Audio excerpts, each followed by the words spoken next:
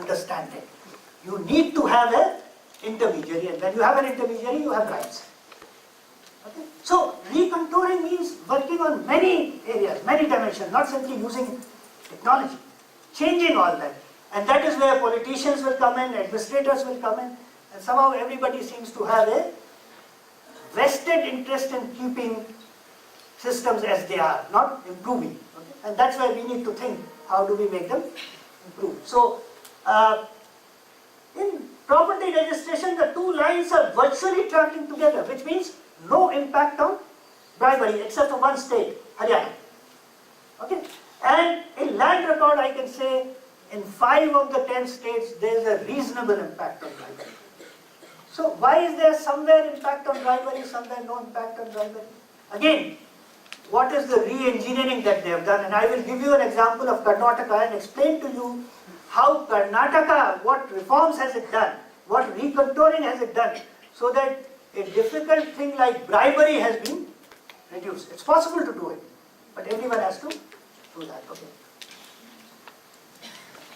Now this is the Karnataka kiosk, land record kiosk. So now people do not go to the Talati to get it. Now they can go to a kiosk in rural areas to ask for a printed document, digitally signed, nobody has to sign it, which says how much land do they own, which will be respected by the bank. Look at, have you ever seen a screen facing the people?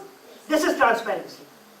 If you go to a government office, young people may not have gone. You never see what he is doing, what he is writing. In fact, if you want to see, he will scold you. You are not supposed to see it. Why are you not supposed to see it? It is your data.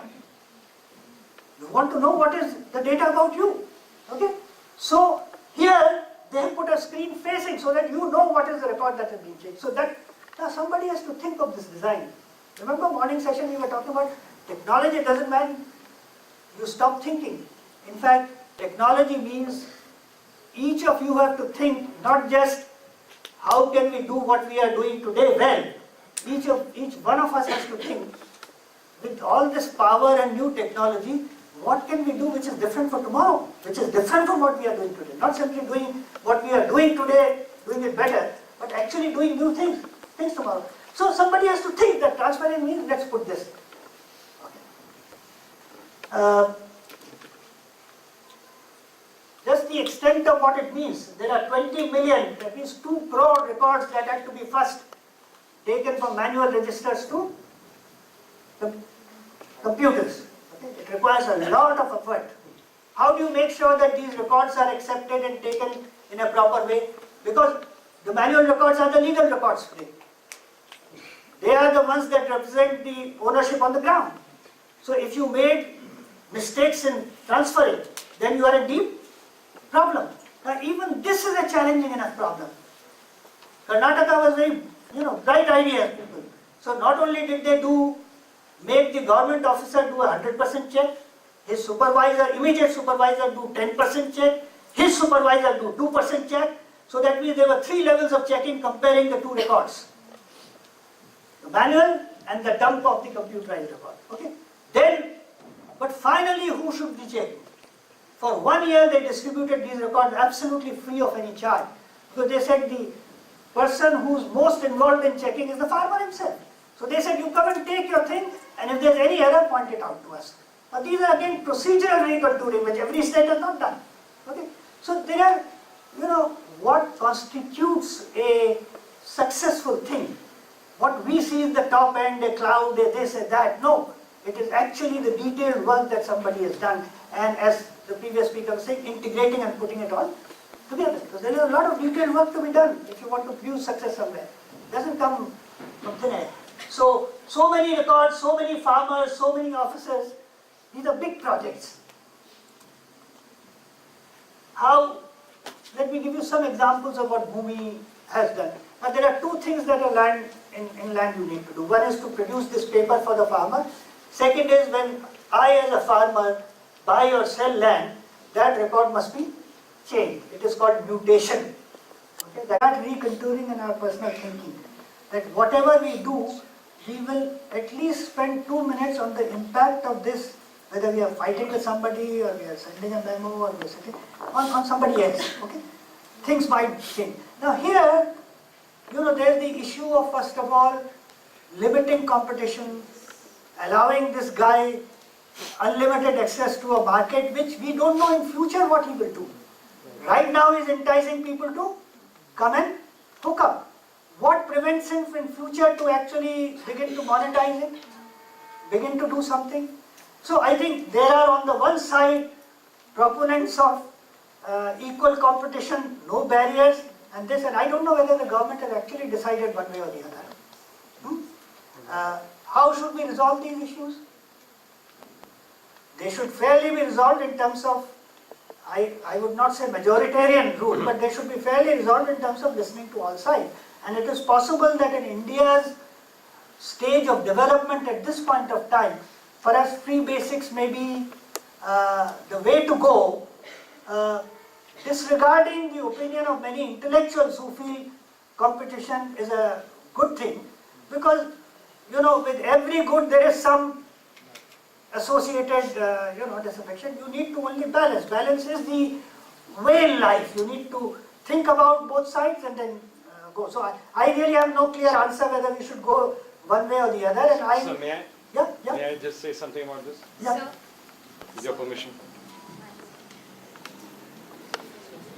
I have a very strong opinion on this, and I'll tell you why. Because free basics is another word for net neutrality, or rather the opposite of net neutrality. And I have been campaigning for net neutrality for more than 10 years. Okay, you can read my blogs; they're online. You can see my Facebook page. I have a graphic there. Free basics is a very dangerous thing because you're giving control to one company for internet access for these poor people. And remember that they are uneducated, many of them, or less educated. They are not able to distinguish between whether they are being guided to particular sites or guided to particular opinions or to certain philosophies, and that is extremely dangerous. So when I say 10 years, I was in the US, and in the US they had this net neutrality debate, and they decided to keep net neutrality. And I think in India we must do that also, because the whole basis of the internet is that it is neutral. If governments and companies are allowed to control the internet, that will be the end of any dissension. So please don't support free basics, and if you want, I can talk to you individually if you want, or a group, whatever. I can talk to you for hours on this topic. Okay. Thank you. I don't know where I am on this, but I want to just say one thing, that actually none of us has the right to decide what is good or bad for other people, even though they are poor people. We often have the tendency of saying poor people don't know that. I think the best way to do it is to go to representatives of poor people who live, NGOs, grassroots organizations, and really check out this debate amongst them. Not we intellectuals sitting here or working and really have no right to decide on these policies. These policies must be, you must collect all the information, and then on balance take the question. Let me just raise, Maneka Gandhi supports animals. On the one hand, we are saying we need to do away with people who take excreta of humans on their this thing, and we need to remove all that. You come to Ahmedabad, I lived in a prize society. It's the kind of most sought after place. There are 100 places where dog poop is lying, and the municipal cleaner is actually lifting that dog poop every day. Now my question to Maneka Gandhi is that you don't mind this person lifting the dog poop, but we are so much. So I'm saying every issue will have 2-3 sides. And frankly, I don't know whether I'm this side or that side, and I'm not making a judgment. But the way to make a judgment is to listen to every side and listen to people who are most affected by them. And should they decide or should their representative decide, I mean it's fair enough. And let the government think of risks also. I'm not saying there are no risks. I'm agreeing with you, but it is not that we are deciding for them. But Facebook also should not decide for them. Sure. Absolutely. Big ads Right. every day. Yeah, there's a reason behind it. We need to be wary about big corporations exploiting, but I think there are always multiple sides. And none of us have the right to really, in some ways, and not that the government have a right to, or the Prime Minister have a right to decide. I must run around now.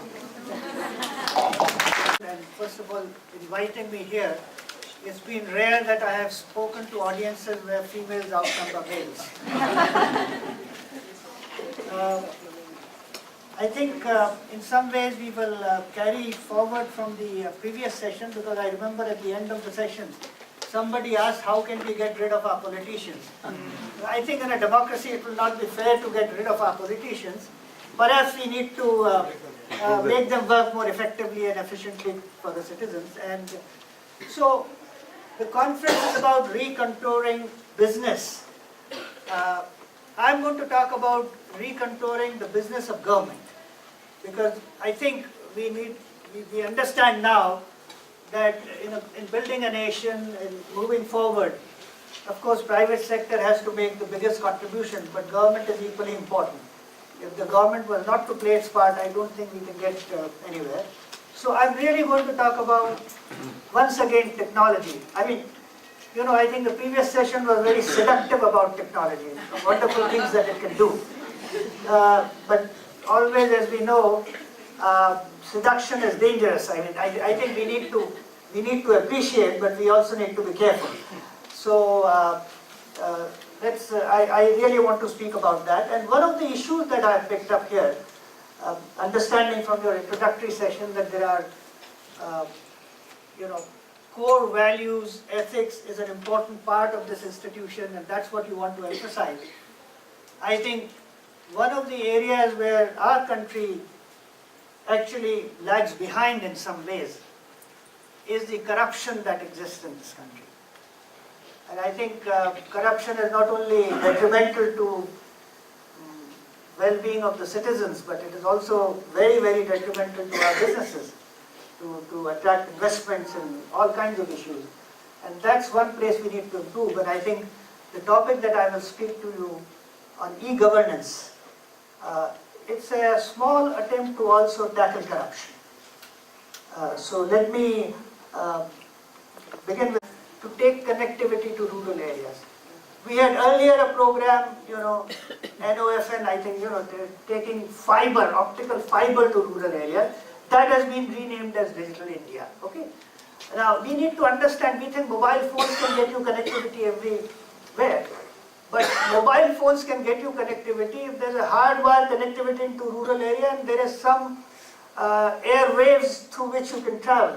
Okay, you have heard about the auctions that happen of spectrum and all the scandals associated with spectrum. So we need to realize that unless there is huge amount of spectrum available, you can't be Googling everywhere very easily and getting information. Okay. So all that is happening. Mobiles, of course, are expanding.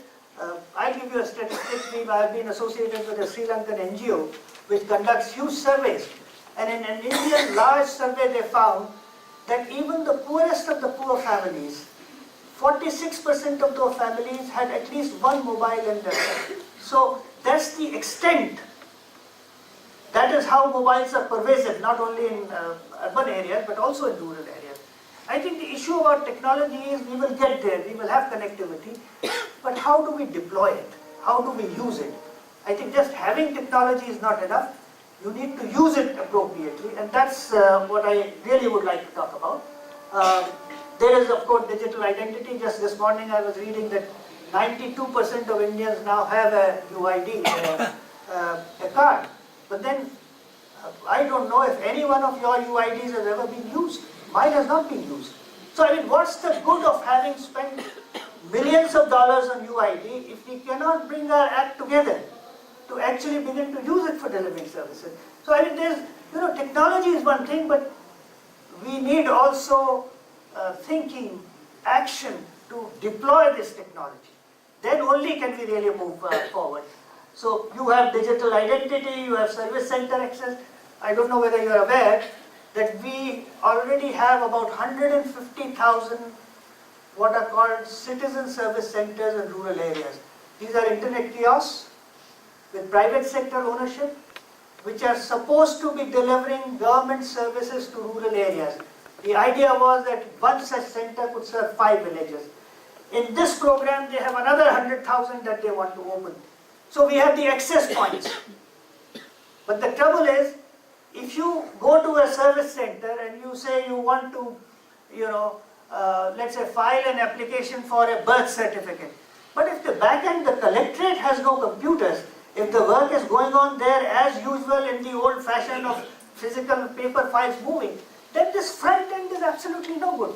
Now, I don't know if you remember in the previous session, we talked about being close to the user but also having the back end. Because unless we, and it is the reform in the back end that is most necessary in this country, just create your ears wherever you go and work, needs to be on that aspect.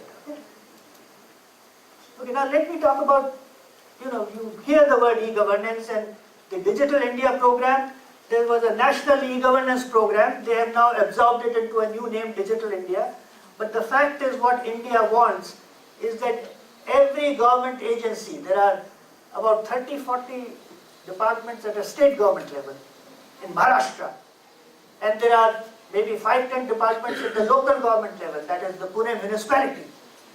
And of course there are umpteen central government departments which need to computerize their backends so that people can actually begin to receive government services just like they receive the private services now. Just like you can, of course in some areas you can make a railway booking and all that, but in a much wider spectrum of departments. Okay, so essence of e-governance is that it is not, I don't define e-governance as use of technology. E-governance is defined as a process of reform. How will you change, how will you recontour the working of the government so that services can be delivered to citizens in a transparent way, in a okay, approved on the screen, and once they say okay, they can't cut it, they can't disown it because it is now recorded, so there's transparency, there's accountability. If they say no, they need to put the reason. They can't just throw away an application and say not complete. If now they reject your application, they need to provide a reason why they have rejected, which means, again, transparency and accountability. Now, all this can be done and is being done in some places. Only thing is it needs to be done in many more places. Okay? So, reduce transaction time and elapsed time, that's one great benefit. Passport, I think, many of you are young, perhaps have not traveled, the front end would have traveled. You can get your passport very easily in a simplified manner, in a why is elapsed time important? Why is time important? Because I need to plan. If you're planning your travel, you need to know whether you'll get a passport in 7 days, 15 days, 20 days, but at least some definiteness about the days it will take to get a passport. Now, that's possible if you implement e-government. Okay? Expanded time window. You don't have to confine yourself to 9 to 5 with 2-3 hour break of a clerical staff in between. You can do your transactions anytime in an extended window. Transparency, less uncertainty about time needed, fair and courteous treatment, less error prone, and recovery from error. So all of these are advantages provided we can implement e-government, and I want to touch upon what will it take to implement e-government. It's easy to say let's implement e-government, but what will it take? There is not only benefit to the consumer or the business, even the government benefits. It benefits in reduced cost of delivery. Just imagine, I don't know whether you've been reading about financial inclusion, the millions of bank accounts that have been opened. Now, would it have been possible without technology to have that kind of reach? Impossible. Because you can't create a building in every rural area, you can't put 2 clerks in a bank to do all this transaction. An electronic bank today costs about 22,000 rupees for all the equipment that is necessary to open and conduct a bank account. And I'll give you an example how this is being done in Maharashtra. Someplace, not Maharashtra, sorry, Andhra Pradesh, in some place. So the reach can be expanded. Tax collecting agency, the previous speaker was saying, I've tried hard, or he may not have, he may have been joking, but now avoiding tax is extremely difficult because every transaction is tagged with the PAN number and all this data is collected and analyzed. So actually, I get a statement all the time as to where my income has been, how much TDS has been collected, and it's simply very difficult for me to hide any income. So government taxes can grow, can increase. And taxes government collects not only in income tax, it collects in sales tax, it collects at the checkposts and interstate traffic and hundreds of places. GST you have been hearing about, okay? And of course, government can monitor the activities tightly, monitor the performance of their own employees and all of that. So there are a great deal of benefits, okay?